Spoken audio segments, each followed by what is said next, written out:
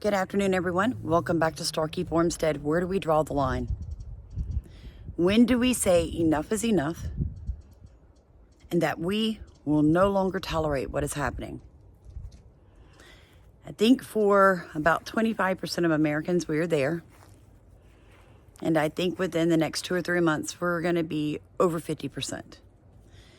During the next couple of months, there are a few things that you need to be doing and you should be doing. You need to speak to your sheriff. You, every single one of you. Don't put it in somebody else's hands.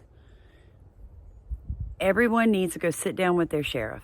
You need to ask him, are you going to close my city, parish, county borders to illegals, to drugs, to gangs? What are you doing to protect these citizens? Then you need to discuss a militia. That's right. You're going to want to work with your local sheriff if they haven't already been bought and paid for. The reason I'm telling you that is you get the sheriff on your side. You be upfront and honest. That way you cannot be declared a national threat or a terrorist group. That is what too many Americans are doing, are starting up militias and they're being labeled. So avoid all that. Outthink them. Talk to your sheriff. Let him know what you're doing. Make sure in your militia that you have not drawn color lines, religious lines, that your only real requirement is age, capability, and American citizenship. Those are really the only 3 things that you need to be seriously concerned with. You need to make sure that you have emergency food and water rations. Whatever medications that someone in your family cannot do without, you need to have a backup set of it. Being really serious, you guys. Being really, really serious with you. Because we are under attack.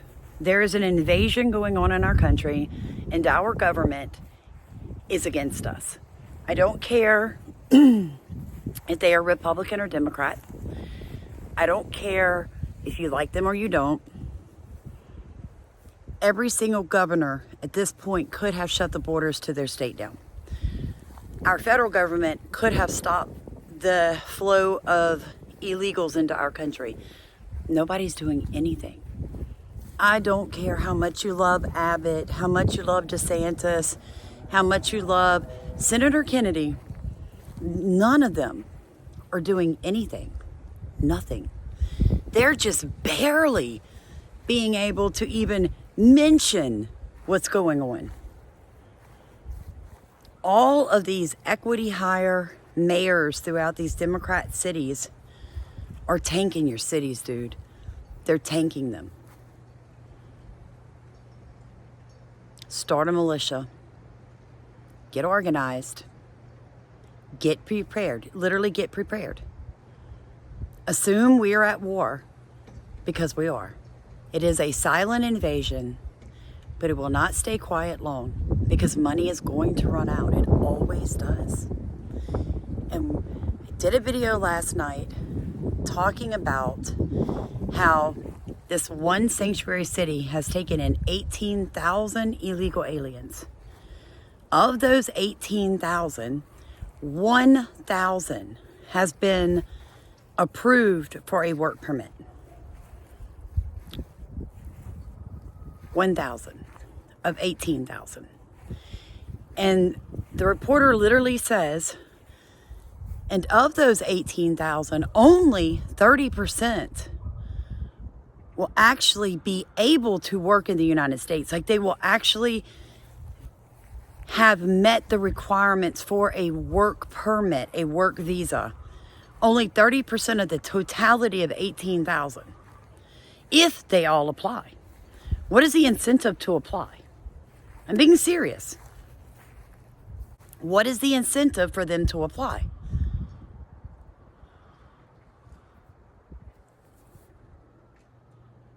You know, we never change behavior. A human will not change behavior unless you get a negative consequence back for it. People don't stop smoking because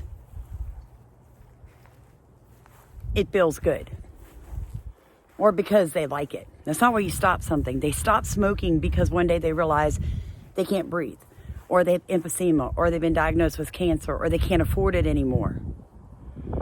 And it is making their life uncomfortable. So they change the behavior. When you incentivize bad behavior, the behavior becomes worse. So what are we dealing with in our country? Incentivized law breaking. So it's going to get worse, period. You cannot deny that. And if you try to, I'm simply just going to laugh at you. I'm literally going to laugh and not even respond to you because you're not a critical thinker. And maybe that's a big problem. Maybe we simply do not have people that can step out of the situation, look at it and go, wow, okay, so you have 18,000 people, only 30% of that 18,000 would actually qualify for a visa and a work permit. But what if they don't apply? What if they simply do not apply? What are you going to do?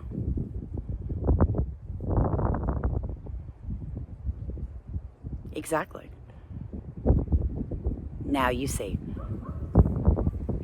And when finally enough people say no more, not my tax money, and the money dries up, what are they going to do? They're in the interior of our country. It's a big country. No money, no more welfare, no food, no job. What are they going to do? You better sit down. I know a lot of you are older, so you're going to tell me I'm too old to be in a militia. Fine. You're too old to fight. I get it. Are you too old to fund it? Are you too old to start it? Are you too old to help these younger people do it legally, appropriately, and within constitutional rights? Are you too old for that?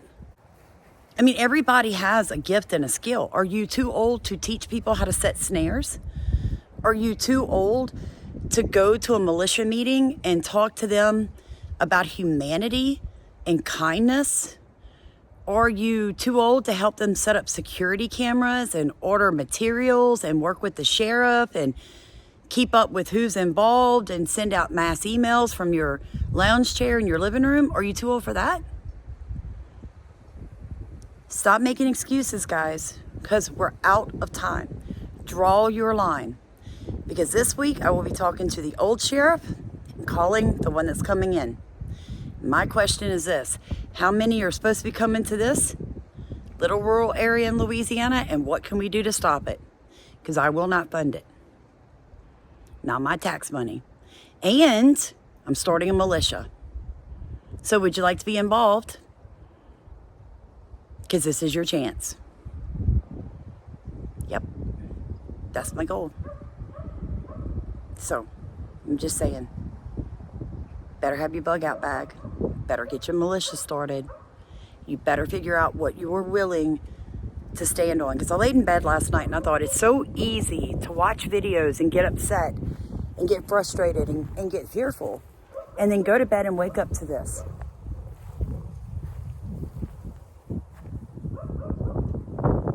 You wouldn't think I'd have anything to worry about here. It's beautiful. It's peaceful. It's productive. It's mine. Paid for. Like, what do I have to fear? Nothing. Yet my country's being invaded. So I'm not naive enough to think that I could hold this plot of land by myself. I'm just saying, you guys, don't panic, but quit sitting on your blessed assurance. Help us save the country. If you are bedridden, doesn't mean you can't make phone calls. It does not mean that you can't get behind us younger folk and help us fund and help us set up and help us organize.